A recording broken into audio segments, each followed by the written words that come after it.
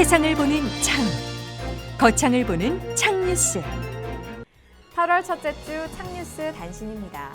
거창군은 지난 30일부터 살수차를 이용해 거창읍 시가지에 물 뿌리기 작업을 실시합니다.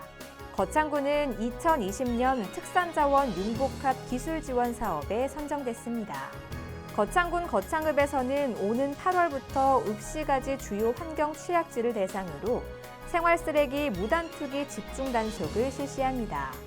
거창군 마리면 변형회는 지난 31일 회원 30여 명과 함께 환경 정화 활동을 펼쳤습니다. 거창군은 지난 1일 건설업체 관계자들과 간담회를 개최했습니다. 창뉴스 8월 첫째 주 주요 뉴스입니다. 거창군의 홍보대사 역할을 수행하게 될 제10기 거창안 홍보기자단이 지난 30일 위촉식을 갖고 본격적인 활동에 나섰습니다. 지난 30일 거창군청 앞 로터리 광장에서 강제징용 피해 손해배상에 따른 일본 아베 정권 경제보복 규탄대회를 개최했습니다. 거창군은 스포츠파크 거창국민체육센터 앞에 거창안 거창 스마트 도서관을 구축하고 오는 8월 31일까지 시범 운영합니다.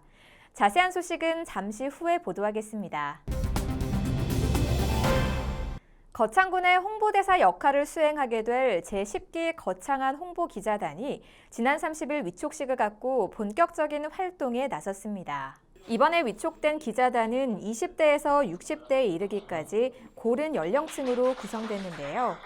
2020년 6월까지 관광지와 농특산물, 축제, 군정시책 등 전반에 걸친 소식을 취재해 거창안 거창 블로그에 게재함으로써 온라인을 통해 거창을 홍보하게 됩니다.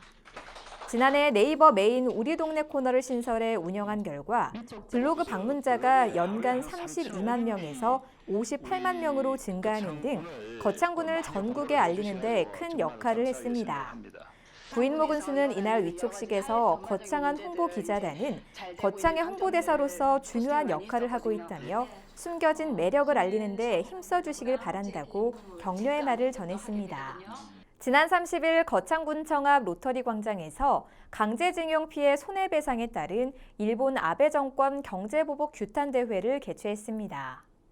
규탄대회는 향토민속보존협의회, 거창광복회, 거창민예총, 거창농민회 등 4개 단체로 회원 100여 명이 참석한 가운데 열렸는데요.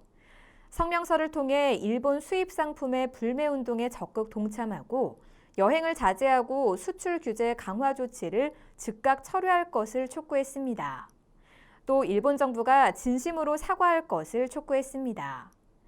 대회사에서 박종섭 향토민속보존협의회 이사장은 조선의 강제 침탈과 식민지 역사의 잘못을 인정하기는커녕 아직도 대한민국 국민에게 저질러온 무례함을 더 이상 용인할 수 없다며 강제징용과 위안부 할머니들에게 진정한 사과와 경제보복 중단, 그에 상응하는 배상을 실천해야 한다고 성토했습니다. 거창군은 스포츠파크 거창국민체육센터 앞에 거창안 거창 스마트 도서관을 구축하고 오는 8월 31일까지 시범 운영합니다. 스마트 도서관은 도서관 접근성 향상으로 군민의 독서 활성화와 이용 편의 증진을 위한 것인데요.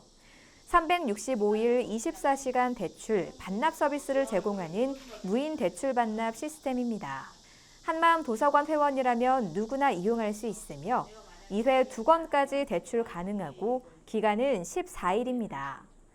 오는 8월 31일까지 시범 운영하고 문제점을 파악 보완 후 9월 초에 정식으로 오픈할 계획입니다. 많은 군민들의 독서에 도움이 됐으면 합니다. 이상으로 8월 첫째 주 창뉴스를 마치겠습니다. 시청해주신 여러분 고맙습니다. 창TV